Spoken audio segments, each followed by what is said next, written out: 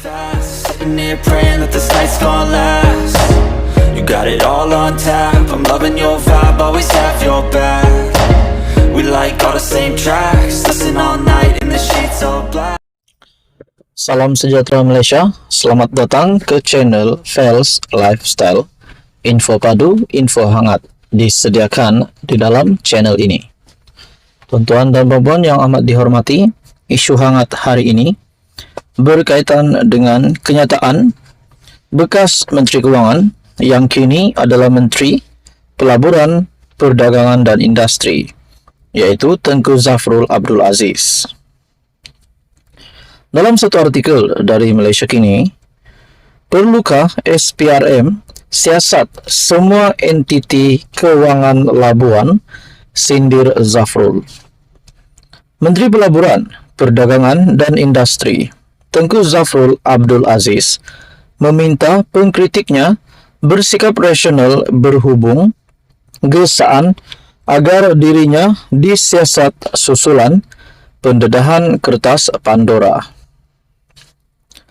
Dalam video yang dimuat naik melalui platform X, Tengku Zafrul juga membangkitkan persoalan adakah Suruhanjaya Pencegahan Rasuah Malaysia harus menyiasat semua syarikat kewangan termasuk mereka yang bekerja di pusat kewangan dan perniagaan antarabangsa susulan desakan itu.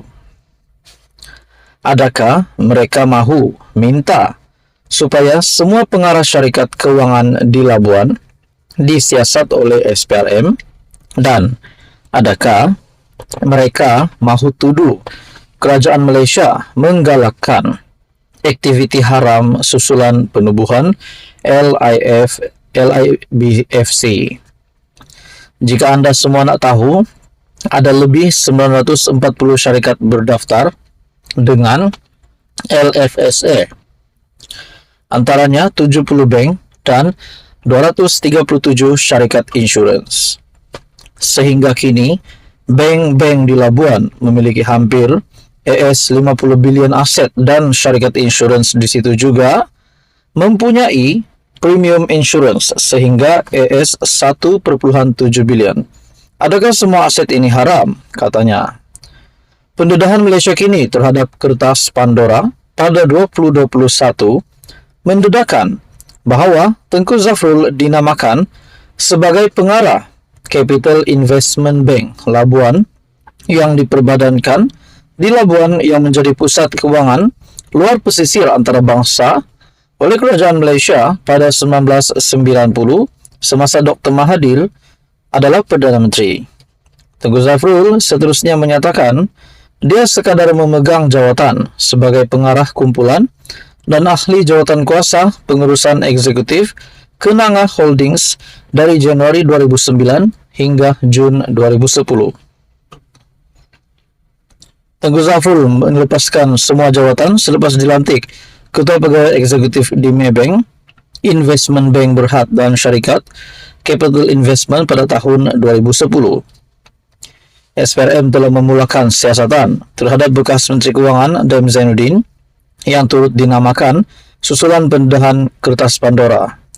Pada 8 Januari, Gerakan Menuntut Malaysia Bersih menuntut meminta SPRM menyiasat 9 individu terkemuka yang dinamakan di dalam kertas Pandora termasuk Tengku Zafrul. Dalam video yang dimuat naik, Tengku Zafrul turut mempersoalkan motif pihak yang berterusan mendesak supaya dirinya disiasat susulan pendedahan kertas Pandora. Kertas Pandora terdiri daripada lebih 11,9 juta dokumen dan rekod lain daripada 14 penyelia perkhidmatan luar pesisir yang menubuhkan dan mengurus amanah atau syarikat cengkerang di kawasan bebas cukai di seluruh dunia. Sekian saja, apa komen Anda? Teruskan bersama di dalam channel ini. Halo semua, salam sejahtera Malaysia. Selamat datang ke channel Fels Lifestyle. Tuan-tuan dan puan yang amat dihormati semua, rasuah. Lagi-lagi kita dengar berkaitan dengan rasuah yang berlaku di Malaysia. Nah, terbaru terdapat dua kerajaan dahulu yang terlibat dengan salah guna dana berjumlah Rm700 juta. Dan tempo yang dikeluarkan adalah pada tahun 2020 sehingga tahun 2022, di mana pada sepanjang tahun tersebut terdapat dua Perdana Menteri yang memimpin. Pertama, Muhyiddin Yassin dan kedua Ismail Sabri Yaakob. Tidak dapat dibuktikan bahwa kedua-dua bekas Perdana Menteri ini terlibat dengan penyalahgunaan dana Rm700 juta tersebut. Tapi, akhirnya SPRM telah mengeluarkan satu keputusan di media. Seleweng dana, SPRM akan panggil seorang bekas Perdana Menteri. Tidak pasti Muhyiddin Yassin atau Ismail Sabri Yaakob. Tapi yang pasti, SPRM akan memanggil seorang bekas Perdana Menteri. Bukankah ini adalah satu permulaan cerita kepada masuk penjara?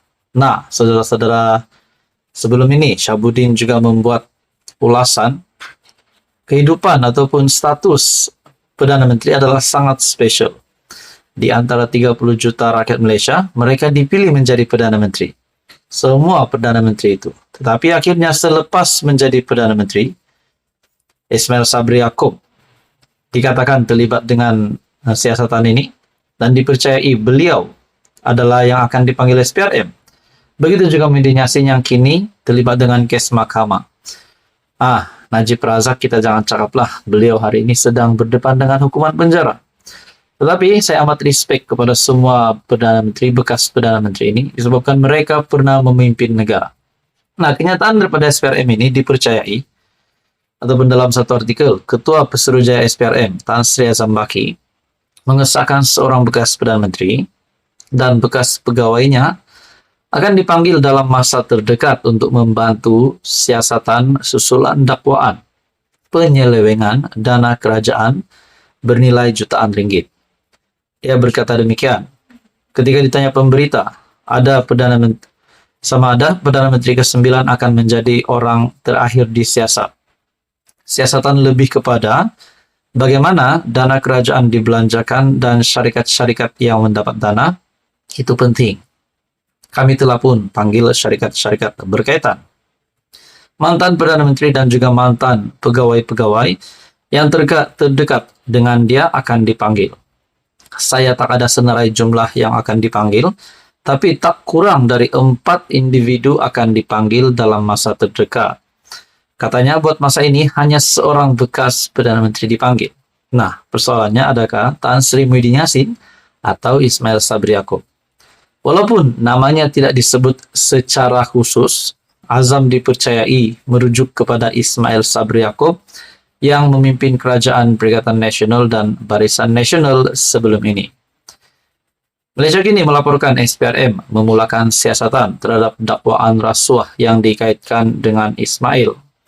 Selain anggota Parlimen Berak, beberapa bekas pegawainya turut disiasat, termasuk pembantu Ismail yang dilantik secara politik ke jawatan kanan di pejabat Perdana Menteri pada masa itu.